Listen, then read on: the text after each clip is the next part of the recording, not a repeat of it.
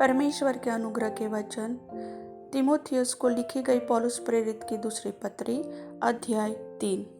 पर यह स्मरण रख कि अंतिम दिनों में कठिन समय आएंगे, क्योंकि मनुष्य स्वार्थी, लोभी, डिंगमार, अभिमानी, निंदक, माता पिता की आज्ञा टालने वाले, कृतघ्न, अपवित्र, दया रहित, क्षमा रहित, दोष लगाने वाले, असंयमी, कठोर, भले के बेरी, विश्वासघाती, ढीठ, घमंडी और परमेश्वर के नहीं वरन सुख विलास ही के चाहने वाले होंगे।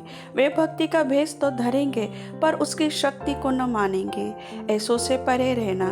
इन्हीं में से वे लोग हैं जो घरों में दबे पांव घुस आते हैं और उन दुर्बल स्त्रियों को वश में कर लेते हैं, जो पापों से दबी और हर प्रकार की अभिलाषाओं के वश में हैं, और सदा सीखती तो रहती है, पर सत्य की पहचान तक कभी नहीं पहुंचती।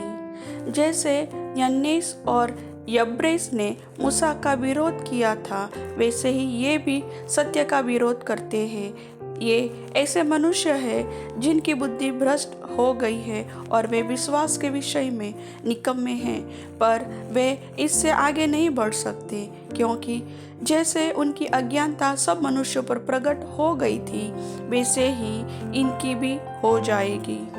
परंतु तूने उपदेश, चाल चलन, मनसा, विश्वास, सहनशीलता, प्रेम, धीरज, सताए जाने और दुख उठाने में मेरा साथ दिया, और ऐसे दुखों में भी जो अंताकिया और इकोनियम और लुस्त्रा में मुझ पर पड़े थे, और अन्य दुखों में भी जो मैंने उठाए हैं, परंतु प्रभु ने मुझे उन सब से छुड़ा लिया। पर जितने मसीह यीशु में भक्ति के साथ जीवन बिताना चाहते हैं, वे सब सताए जाएंगे, परंतु दुष्ट और बहकाने वाले धोखा देते हुए और धोखा खाते हुए बिगड़ते चले जाएंगे।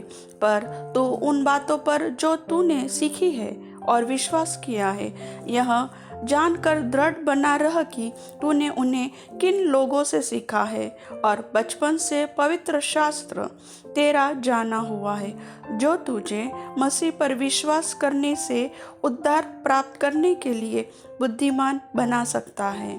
संपूर्ण पवित्र शास्त्र परमेश्वर की प्रेरणा से रचा गया है और उपदेश और समझाने और सुधारने और धर्म की शिक्षा के लिए लाभदायक है, ताकि परमेश्वर का जन सिद्ध बने और हर एक भले काम के लिए तत्पर हो जाए।